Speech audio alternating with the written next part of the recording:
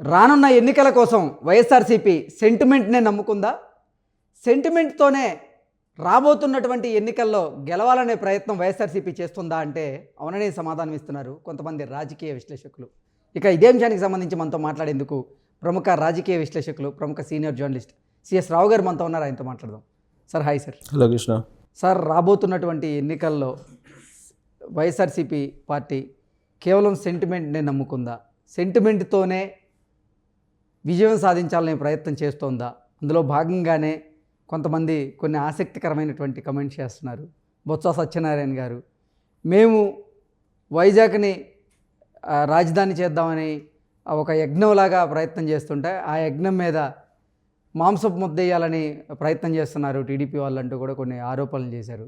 ఈ ఆరోపణలను ఎలా చూడొచ్చు? ఏంటి సార్, నిజంగా సెంటిమెంట్నే వైఎస్ఆర్సీపీ నమ్ముకుందా రాబోతున్న ఎన్నికల్లో అంటే ఏం చెప్తారు? అంటే ఒకటి, మిగిలినటువంటి పార్టీలకు భిన్నంగా వైఎస్ఆర్ కాంగ్రెస్ పార్టీ ఉంటుంది. ఎందుకు ఉంటుందంటే, మిగిలినటువంటి పార్టీలు ఏంటంటే అధికారంలోకి వచ్చిన తర్వాత అభివృద్ధి దిశగా ఆలోచిస్తుంటారు, ప్రణాళికలు రచిస్తూ ఉంటారు, రాజకీయాలకి కొంచెం దూరంగా ఉంటుంటారు. చివరి సంవత్సరంలో జనరల్గా రాజకీయాల గురించి ఆలోచిస్తూ ఉంటుంది. ఏ రాజకీయ పార్టీ అయినా అదే చేస్తుంది. కానీ వైఎస్ఆర్ కాంగ్రెస్ పార్టీ, జగన్మోహన్ రెడ్డి ఆధ్వర్యంలో ఉన్నటువంటి ఆ పార్టీ డిఫరెంట్గా కనిపిస్తుంది. డే వన్ నుంచి, అధికారంలోకి వచ్చినప్పటి నుంచి కూడా నేను 35 years సీఎంగా ఉంటానని చెప్పి ఆయన చెప్తూ ఉన్నారు. నేనే 30 years సీఎంగా ఉంటాను, లేదా 35 years ఉంటాను, ఇదే మాట చెప్తున్నారు డే వన్ నుంచి కూడా. ఒక్క ఛాన్స్ అని చెప్పి అధికారంలోకి వచ్చారు జగన్మోహన్ రెడ్డి. ఈ ఒక్క ఛాన్స్ని అధికారంలోకి వచ్చి సీఎం సీట్లో కూర్చున్నటువంటి ఆయన డే వన్ నుంచి ఏం చెప్తున్నారంటే రాబోయేటువంటి 30 yearsలో కూడా నేనే ఉంటాను అని చెప్పి చెప్పుకుంటూ వస్తూ ఉన్నారు ఆయన. అంటే ఆయన వేసేటువంటి ప్రతి అడుగు, చేసేటువంటి ప్రతి పని, మాట్లాడేటువంటి ప్రతి మాట రాజకీయ కోణం నుంచే చూస్తూ ఉన్నారు. అందుకే ఇప్పుడు ఆయన 2019లో సీఎం పీఠం మీద ఎక్కినప్పటి నుంచి మళ్ళీ 2024లో ఎలా సీఎం కావాలనేది ఆ రోజు నుంచే స్టార్ట్ చేశారు. స్టార్ట్ చేసి ఏం చేశారు, ఇమీడియట్గా 3 రాజధానుల అంశాన్ని బయటికి తీసుకొచ్చారు. 3 రాజధానుల అంశాన్ని బయటికి తీసుకొచ్చి డీసెంట్రలైజేషన్ అనేది ఒక కాన్సెప్ట్ని తీసుకొని అది ప్రాంతీయ విభేదాలను సృష్టించి ఆ ప్రాంతీయ విభేదాల నుంచి ఓట్లను తన వైపు మలుపుకునేటువంటి ప్రయత్నం చేస్తున్నాడు అనేది ఆల్రెడీ తెలుగుదేశం పార్టీ వాళ్ళు చెప్పారు. అలాగే సామాజికవేత్తలు కానీ, అలాగే ప్రజా సంఘాలకు సంబంధించినటువంటి వాళ్ళు కానీ అనేక సందర్భాల్లో చెప్పారు. సో ఆయన ప్రధానంగా నమ్ముకుంది ఏంది, సామాజిక ఈక్వేషన్ నమ్ముకున్నారు, అలాగే ప్రాంతీయ ఈక్వేషన్ నమ్ముకున్నారు, సంక్షేమం, ఈ మూడింటిని నమ్ముకున్నారు. ఈ మూడింటిని నమ్ముకున్న సంక్షేమం చేస్తున్నారు. ఆ సంక్షేమం నవరత్నాల క్రమంలో చేస్తున్నటువంటి క్రమంలో అభివృద్ధి అనేది పక్కదావ పట్టింది. అభివృద్ధి అనేది అసలు ఏమీ అక్కడ కనిపించట్లేదు అనేది మనం చెప్పడం కాదు, ఆల్రెడీ కేంద్ర ప్రభుత్వం రికార్డులో ఉంది, అదే కాగ్ రిపోర్ట్లో ఉంది, అలాగే వివిధ సంస్థలు తయారు చేసినటువంటి రిపోర్ట్స్లో కూడా ఉంది, ఇండెక్స్లో కూడా ఉంది. సో కాబట్టి అభివృద్ధి అనేది లేకుండా అక్కడ నిరుద్యోగం పెరిగిపోయింది. సో అభివృద్ధి అనేది లేదు అని చెప్పి అర్థమవుతుంది. అంటే ఆయన సంక్షేమాన్ని నమ్ముకున్నారు. ఆ తర్వాత ఏమో నమ్ముకున్నారు, సామాజిక ఈక్వేషన్ నమ్ముకున్నారు. సామాజిక ఈక్వేషన్ నమ్ముకుని సామాజిక ఈక్వేషన్లో ఫస్ట్ క్యాబినెట్లో ఆయన 5 ఉప ముఖ్యమంత్రులని 5 సామాజిక వర్గాలకు సంబంధించినటువంటి వాళ్ళకి ఇచ్చారు. సెకండ్ క్యాబినెట్లో కూడా అదే ఇచ్చారు. నామినేటెడ్ పోస్టులు క్రియేట్ చేశారు. గతంలో ఎప్పుడు లేని విధంగా కార్పొరేషన్లు తయారు చేశారు. దాదాపు 56 కార్పొరేషన్లు తయారు చేశారు, కొత్త కార్పొరేషన్లు. ప్రతి ఉపకులానికి ఒక కార్పొరేషన్ని పెట్టేసి వాళ్ళల్లో ఒకరిని చైర్మన్ చేసి ఆ కులానికి సంబంధించినటువంటి వాళ్ళకి శాలరీ ఇస్తూ ఉన్నారు. సో అయినంత మాత్రాన ఆ సామాజిక వర్గం మొత్తానికి న్యాయం చేసినట్టు అవుతుందా? కాదు. ఆల్రెడీ ప్రభుత్వంలో ఎస్సీ కార్పొరేషన్ ఉంది, ఎస్టీ కార్పొరేషన్ ఉంది, ఇవన్నీ కూడా ఉన్నాయి, మైనారిటీ కార్పొరేషన్ ఉంది. కానీ ఇప్పుడు కులాలను సబ్ క్యాస్ట్ల వారీగా ఆయన కార్పొరేషన్ ఏర్పాటు చేసి చైర్మన్ పదవులను ఇచ్చేసి దాన్ని సామాజిక ఈక్వేషన్ అని చెప్పి కీలకమైనటువంటి పోస్టులో రెడ్డి సామాజిక వర్గాన్ని పెట్టుకొని ఈ మిగతా సామాజిక వర్గం అనేది సామాజిక ఈక్వేషన్ అనేది చూపిస్తూ సామాజిక ఈక్వేషన్ రూపంలో ఓట్లను తన వైపు తిప్పుకునేటువంటి ప్రయత్నం చేస్తూ ఉన్నారు. ఇక మూడోది ఏంటి, ఇక్కడ సంక్షేమము, అలాగే సామాజిక ఈక్వేషను. మూడోది ఏంటి, ప్రాంతీయవాదాన్ని లేపాలంటే 3 రాజధానులు అనేటువంటి కాన్సెప్ట్ని తీసుకొచ్చారు.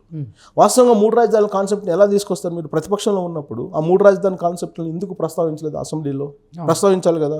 అలా కాకుండా అమరావతి రాజధాని అన్నప్పుడు ఆయన ఆ రోజున అంగీకరించారు. అయితే ఒక క్లాజ్ పెట్టాడు. ఏం పెట్టారు? ప్రభుత్వ భూములు ఎక్కువగా ఉండేటువంటి చోట ఎంపిక చేయండి అని చెప్పి క్లాజ్ పెట్టారు.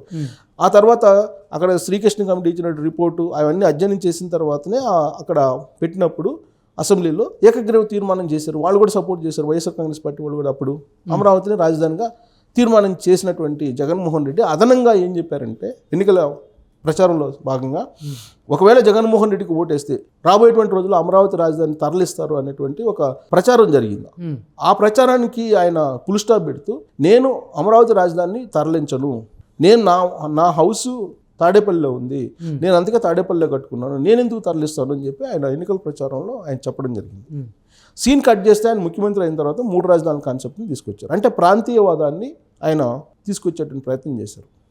అంటే ఆయన డే 1 నుంచి రాజకీయాల గురించి 2024లో ఏ విధంగా మళ్ళీ సీఎం కావాలనేది డే 1 నుంచి ప్లాన్ చేసుకుంటూ వచ్చారు. ఇచ్చినటువంటి హామీ ప్రకారం సంక్షేమ పథకాలని బటన్ నొక్కేటువంటి కార్యక్రమాన్ని ఎంచుకున్నారు. నెక్స్ట్ ఎలక్షన్కి ఏంటి? నెక్స్ట్ ఎలక్షన్కి సామాజిక ఈక్వేషను అలాగే ప్రాంతీయ ఈక్వేషను ఈ రెండింటిని నమ్ముకున్నారు. సో ప్రాంతీయ ఈక్వేషన్ లేపాలని చెప్పి అనుకున్నారు. ప్రాంతీయ ఈక్వేషన్ వర్కౌట్ కావాలి. ఎందుకంటే కోర్టులోకి వెళ్ళి కోర్టులో ఈ 3 రాజధానుల అంశాన్ని తిరస్కరించాయి.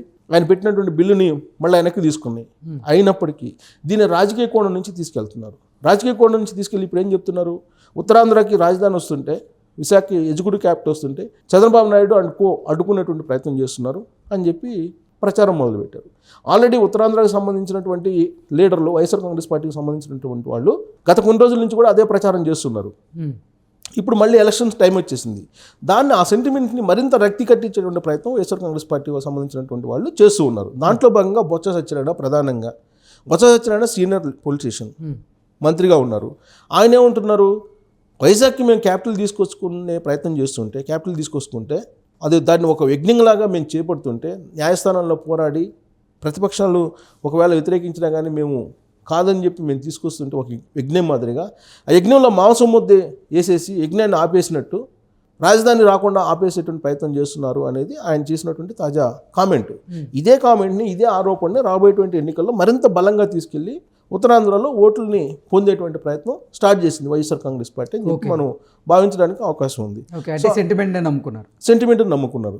సో 3 రాజధానులు, అటు కర్నూలులో ఇదే చెప్తారు, వైజాగ్లో ఇదే చెప్తారు రేపు ఎలక్షన్ అప్పుడు. అమరావతిలో ఎలాగో చెప్పలేరు. సో కాబట్టి అమరావతిలో లేకపోయినా, కోస్తాంధ్రలో లేకపోయినప్పటికీ మిగిలినట్టు ఉత్తరాంధ్ర, రాయలసీమలో సీట్లను మరింత పొంది ఈ సెంటిమెంట్ తోటి మళ్ళీ ముఖ్యమంత్రి కావాలనేటువంటి కాన్సెప్ట్లో జగన్మోహన్ రెడ్డి వెళ్తున్నారు. ఆ సెంటిమెంట్ని లేపేటువంటి ప్రయత్నం చేస్తున్నారు. సెంటిమెంట్ అనేది ఎంత బలంగా ఉంటుందంటే తెలంగాణలో మనం చూసాం. 2 సార్లు సీఎం కావడానికి కేసీఆర్ సెంటిమెంట్ని నమ్ముకున్నారు. ఎప్పుడైతే టీఆర్ఎస్ పార్టీని బీఆర్ఎస్ చేశారో క్లోజ్ అయిపోయింది, అధికారం నుంచి దిగిపోయారు. అలాగే సెంటిమెంట్ అనేది పనిచేసేదని చెప్పి జగన్మోహన్ రెడ్డి ప్రత్యక్షంగా చూశారు తెలంగాణలో.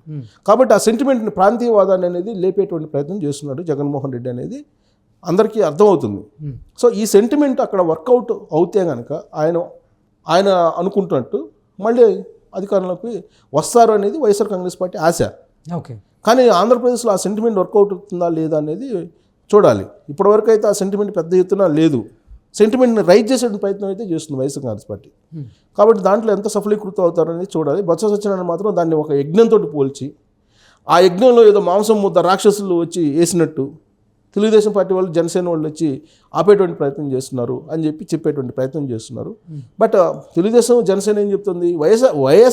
వైఎస్ఆర్ కాంగ్రెస్ పార్టీ వాళ్ళు వైజాగ్లోనే భూములు కబ్జా చేశారు, అక్కడ ఋషికొండను కట్టుకొని ఋషికొండ పర్యావరణాన్ని దెబ్బతీశారు అనేటువంటి యాంగిల్ వాళ్ళు చెప్తున్నారు. అక్కడ వైజాగ్లో ఉండేటువంటి తెలుగుదేశం వాళ్ళు వీళ్ళందరూ కూడా మాకొద్దు రాజధాని, మీరు వెళ్ళిపోండి, ఇక్కడికి వస్తే గొడవలు చేస్తారు అని చెప్పి గొడవలు అవుతాయి, ట్రాఫిక్ ప్రాబ్లం అవుతుంది, ఇవన్నీ కూడా చెప్తున్నారు. భిన్నాభిప్రాయాలు ఉన్నాయి. సో సెంటిమెంట్ని రైజ్ చేయాల్సిన ప్రయత్నం అయితే చేస్తున్నారు. సో దాంట్లో భాగంగానే బొత్స సత్యనారాయణ ఇలాంటి వ్యాఖ్యలు చేయటం జరిగింది.